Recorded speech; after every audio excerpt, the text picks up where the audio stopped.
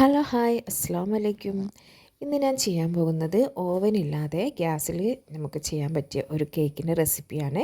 ഇതിൽ baking പൗഡറോ baking സോഡയോ ഒന്നും use ചെയ്യുന്നില്ല. അപ്പോൾ ഇതിന് ആവശ്യമുള്ള സാധനങ്ങൾ എന്തൊക്കെയെന്ന് നോക്കാം. വാനില എസൻസ് 3 മുട്ട, പിന്നെ വേണ്ടത് മൈദയാണ്. മൈദ ഒരു മുട്ടയ്ക്ക് 1/4 കപ്പ് എന്ന കണക്കിന് 3 മുട്ടയ്ക്ക് 3/4 കപ്പ് മൈദ.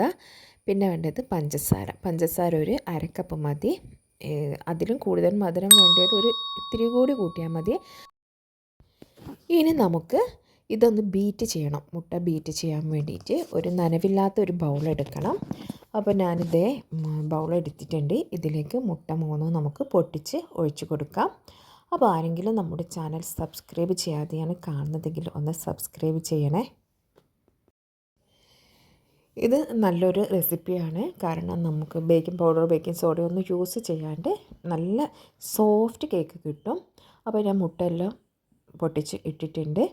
ഇതിലേക്ക് നമ്മൾ ആവശ്യത്തിനുള്ള പഞ്ചസാര ഇട്ട് കൊടുക്കാം.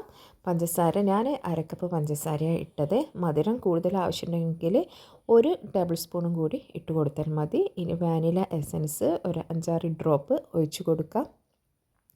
ഇനി നമുക്ക് ഇതിൻ്റെ മധുരം ബാലൻസ് ചെയ്യാൻ വേണ്ടി ഒരു നുള്ളു ഉപ്പും കൂടി ഇട്ട് കൊടുക്കണം.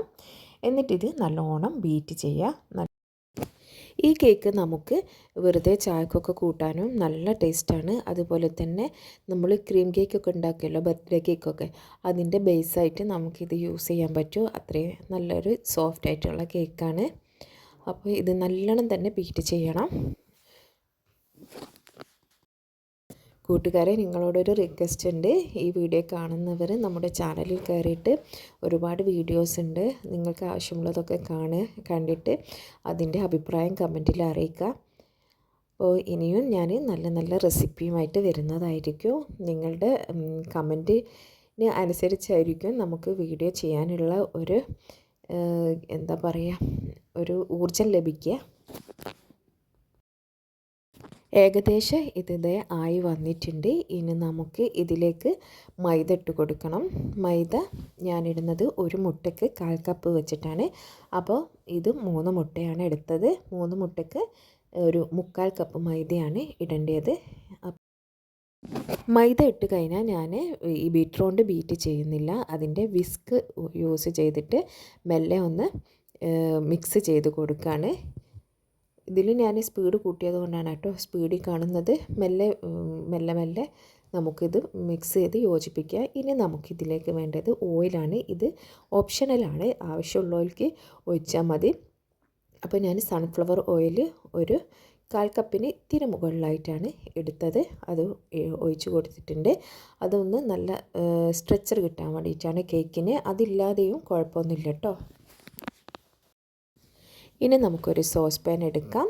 ഒരു തുള്ളി വെള്ളമില്ലാത്തൊരു സോസ് പാനാണ് ഞാൻ എടുത്തിട്ടുള്ളത്. നല്ല ഉണങ്ങിയ സോസ് പാനാണ്. അതിലേക്ക് ഓയിൽ സ്പ്രെഡ് ചെയ്ത് കൊടുത്തിട്ട് നമ്മൾ ഉണ്ടാക്കി വെച്ച ബാറ്റർ അതിലേക്ക് ഒഴിച്ച് കൊടുക്കാം. ഇനി ഇത് നമുക്കൊന്ന് ടാപ്പ് ചെയ്ത് കൊടുക്കുക. അതിനാണ് ഞാൻ അടിയിലൊരു തുണി വിരിച്ചത്. എന്നിട്ട് ഒരു 30 പ്രാവശ്യമെങ്കിലും ഒന്ന് ഇങ്ങനെ ടാപ്പ് ചെയ്ത് കൊടുക്കുക. എന്നാൽ അതിലുള്ള എയറൊക്കെ പുറത്തേക്ക് വരും. നമുക്ക് കണ്ടില്ല ബബിൾസ് പോലെ വരുന്നത്. അതിനുശേഷം ഇത് മൂടി വെച്ചിട്ട് നമുക്ക് ഇത് തീയിൽ വെച്ച് ചെറിയ തീയിൽ കേട്ടോ, ചെറിയ തീയിൽ, തീ കൂടി പോകരുത്, ചെറിയ തീയിൽ വെച്ച് അത് ഓരോരുത്തരുടെ അടുപ്പിൻ്റെ ഫ്ലെയിം അനുസരിച്ചായിരിക്കും നമുക്ക് സമയത്തിൻ്റെത്. എനിക്ക് വെറും 15 മിനിറ്റ്. ഈ അടുപ്പിന് തീ കുറച്ച് കൂടുതലായിട്ടാണ് വരിക, ഓവർ സിം ആവില്ല. അപ്പോൾ എനിക്ക് 15 മിനിറ്റ് കൊണ്ട് ആയിട്ടുണ്ട്. അപ്പോൾ ഞാനിത് ഇട്ട് വെച്ചതാണ്. അപ്പോൾ അത് ഓരോരുത്തരെ ശ്രദ്ധിക്കണം. ഇടയ്ക്ക് ഒന്ന് തുറന്ന് നോക്കിയാൽ മതി. ഓരോരുത്തരെ ഫ്ലെയിം അനുസരിച്ച് ഇതിൻ്റെ ടൈമിങ്ങിലും മാറ്റം ഉണ്ടാവും.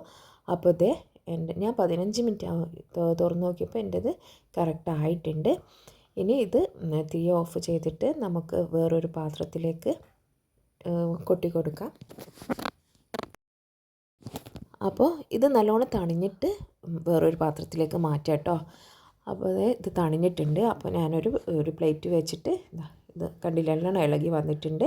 ഇതിൻ്റെ അടി ചെറുതായിട്ടൊന്ന് കരിഞ്ഞു പോയത് ഞാൻ ബട്ടർ പേപ്പർ വെക്കാൻ ഞാൻ പറഞ്ഞില്ല. എൻ്റെ അടുപ്പിൻ്റെ ഇത് തീക്ക് കുറച്ച് കൂടുതലാണ്, ചൂടധികമാണ്, അതുകൊണ്ടിട്ടാണ് കേട്ടോ. അപ്പോൾ അതേ കണ്ടില്ലേ, നല്ല സോഫ്റ്റ് ആയിട്ടുള്ള കേക്ക് റെഡിയായി. കൂട്ടുകാരെ, ഇതിൽ ഓയിൽ ഒഴിക്കുന്നത് നമ്മൾ ക്രീം കേക്കൊക്കെ ഉണ്ടാക്കുമ്പോൾ മാത്രം ഒഴിച്ചാൽ മതി. അല്ലെങ്കിൽ നമ്മൾ വെറുതെ കഴിക്കാനാണെങ്കിൽ ഓയിലിൻ്റെ ഒരു ആവശ്യവും ഇല്ല. അപ്പോൾ എല്ലാവരും ഉണ്ടാക്കി നോക്കുക.